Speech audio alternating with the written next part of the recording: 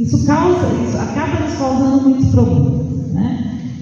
Nenhuma pessoa LGBT nasceu com 18 anos, né? Ninguém nasce com 18 anos. Então, obviamente, as crianças LGBTs existem, as crianças trans existem, e a gente precisa olhar para isso, né? A gente precisa olhar para essas crianças, a gente precisa cuidar dessas crianças, a gente precisa dar atenção a essas crianças para que elas não sejam depois adultos traumatizados, né? Então, cabe a nós, enquanto sociedade, olhar para isso, cabe a nós, enquanto famílias, olhar para isso. Então, a primeira coisa que nós temos que admitir é que essas crianças existem, né? Não adianta a gente fechar os olhos e fazer de conta que não existe, que elas existem. Pensando nos enfrentamentos no que a lei traz, e aí antes disso eu queria falar um pouquinho de paradas. Eu acho que as paradas, elas são fenômenos sociais extremamente importantes e que devem acontecer, né? E as primeiras paradas, elas aconteceram, inclusive a parada de São Paulo, a primeira parada de São Paulo, há 26 anos atrás, se eu não me engano, 26, 25, aconteceu com uma Kombi do sindicato e meia dúzia de pessoas na rua. Hoje é a maior parada do mundo, né? Mas foi um processo para que fosse. É importante que a gente ocupe espaços, e este é um espaço público que deve ser ocupado. E é importante que a gente esteja aqui este ano, que a gente volte para cá o ano que vem, e que a gente volte outro, independente da quantidade de público que estiver. Porque nós precisamos estar. As nossas bandeiras estão. Isso é muito importante. Os nossos marcos estão aqui. Qualquer pessoa que olhar para essa bandeira que está aqui atrás da gente, sabe o que ela significa. E ter essa bandeira colocada no equipamento público é muito importante. Então, esses movimentos nós precisamos fazer. E aí, as paradas, então, elas precisam acontecer, eu concordo totalmente com isso, mas nós precisamos lembrar também que as mesmas ruas que acolhem a parada, isso acontece no país inteiro, isso não é aqui, claro, não é lá em Campinas, não é em São Paulo. As mesmas principais avenidas que acolhem a parada naquele dia, onde a gente pode sair de mão dada, onde a gente pode trocar fé, são as ruas que nos agridem nos outros dias do ano. São essas ruas que nos maltratam, que nos assassinam, que nos batem, que nos humilham. E isso a gente não pode fazer. Então é preciso que também a gente continue ocupando essas ruas, independente da quantidade de pessoas que estão ali. Teve uma certa transformação além, né? A gente se transforma para a gente poder se amar. Mas é fundamental. O amor próprio é aquilo que realmente dá esse gás que a gente continua vivendo, né? É incrível. E agora a gente tem a presença de Maurício Chanassi. Lady Marie, que vai estar com a gente aqui no sábado, né? Uhul! Oi meninas e meninos também, tudo bom?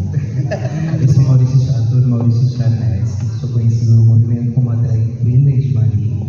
Apresento o concurso e a parada desde 2020, junto com a Leila, começamos online, né? Começamos lá nas nossas lives, né, Val? Participou, a Júlia também participou, maravilhosa. Mas eu tenho um relato para fazer para vocês. Eu sou um homem gay cis, né, que desempenha um trabalho artístico, né, fazendo uma alusão ao feminino, né, que é a Lady Marie.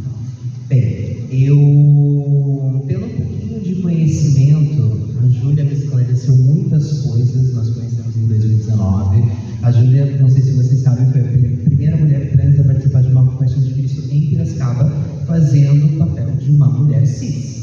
Detalhe, foi a precursora. Uau! Eu tenho a honra de falar isso e anunciar, porque é um divisor de águas, né? Parabéns! Ainda mais numa encenação de Paixão de Cristo, né? Foram muitas conversas, muitos aprendizados, aprendi muito. Dentro do movimento eu aprendi bastante coisa também. Claro que a criação, né, o caráter vem de berço, né, e tendo empatia por pessoas. Não faz muito tempo isso, eu digo que no máximo 5 meses. Trabalhando numa rede de hotéis e foi contratado um homem trans para o setor da manutenção. Né? E a gente sabe, né? Tem aquela cultura do machismo, né? Principalmente pelo setor, principalmente por ser homens, né? Nós vivemos numa sociedade machista, né? Misógina, machista. E contrataram um homem trans. Eu tendo um olho mais clínico, né? Um olho assim, né? O meu gaydar ficou um pouquinho ali. Eu tive a empatia de perguntar como você se define. Homem. Essa é a resposta que eu tive. Falei, ok, qual que é o seu nome? Como que eu devo me referir a você? Suzuki. Ok, para mim bastou isso. Só que eu escutava alguns comentários que falando para a equipe operacional, eu sou homem, eu quero ser tratado assim, o meu nome é Suzuki. Só que algumas pessoas perguntavam, e principalmente o chefe.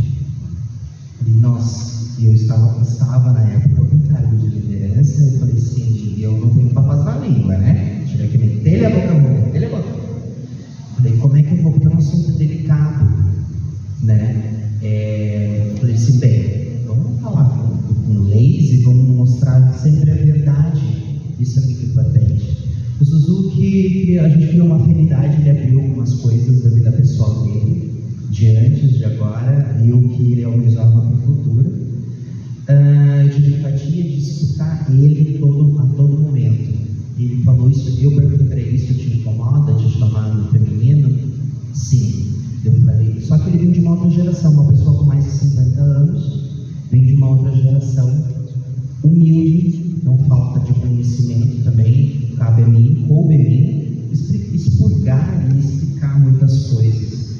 Pronomes, até desde pronomes, como ele deveria se tratar. Ele precisa se policiar. Eu sei que você vem de uma outra geração, mas tenta se policiar para que as pessoas entrem na cabeça das pessoas que você é um homem e não, você não é mais uma mulher. Você é um homem, você é o Suzuki, não a Suzuki. E algumas pessoas que são, a gente falava dos LS antigamente,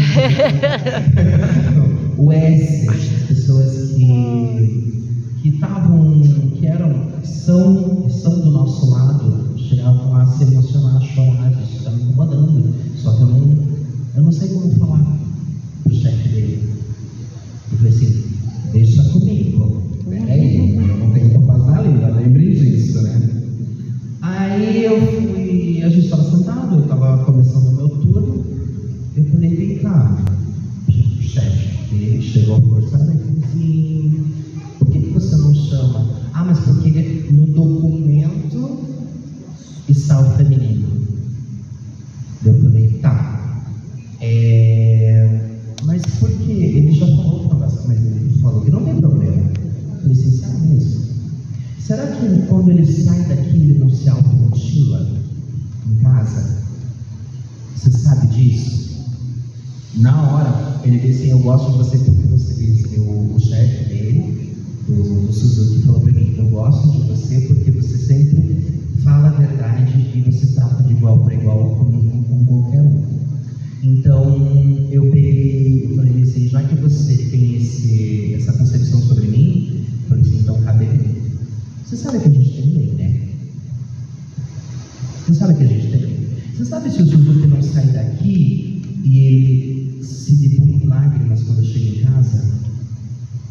Porque para você é comum, mas para ele é dolorido. Você sabe disso?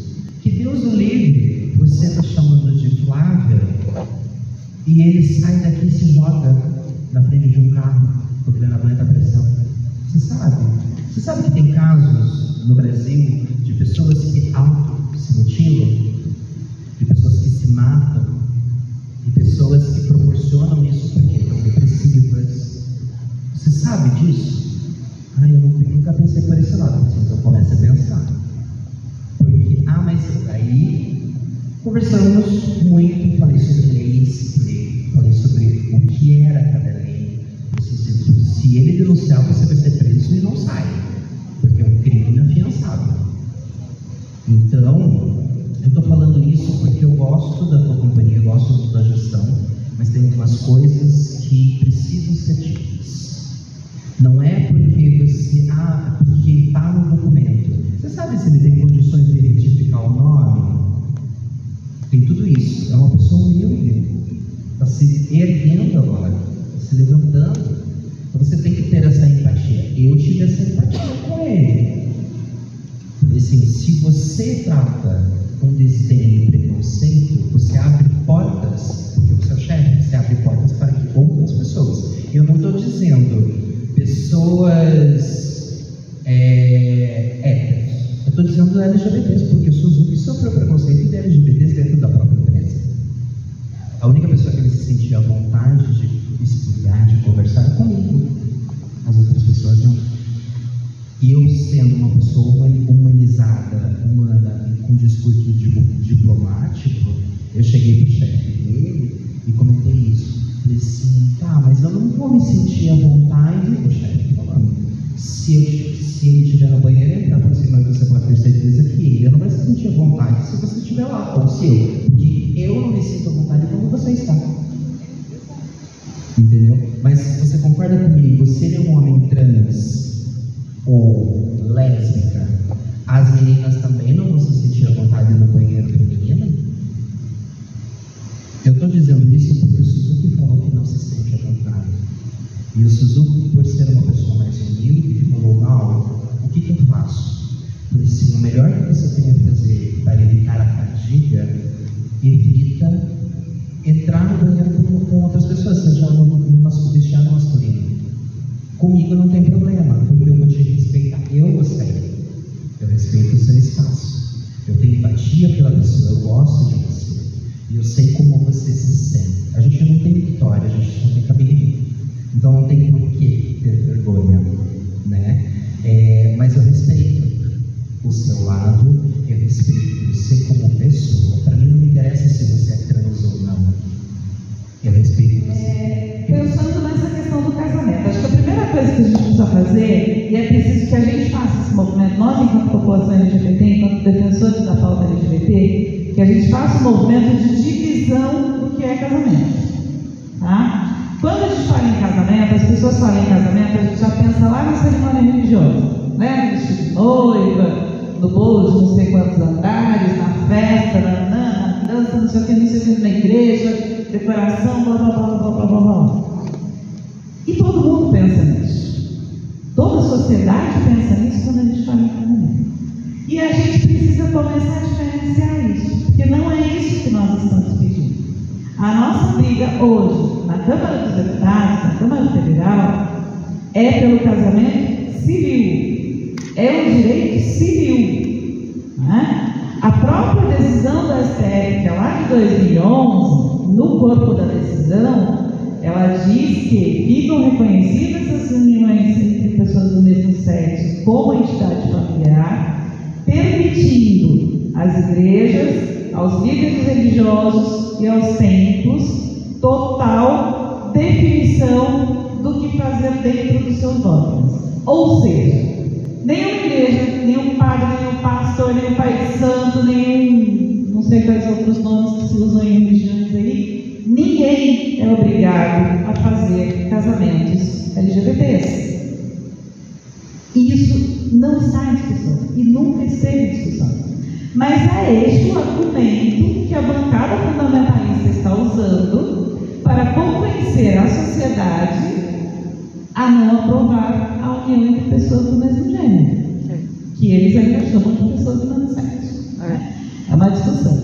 É adoecedor estar. Eu estive nas últimas 3 reuniões da comissão, onde nós conseguimos barrar o projeto. É adoecedor estar. Né? Porque primeiro que você entra num ambiente que não é nosso, é um ambiente completamente diferente e é onde você não pode abrir a boca. Porque a Polícia Federal Legislativa está do seu lado. Só os parlamentares podem falar. Nós temos hoje 2 deputadas.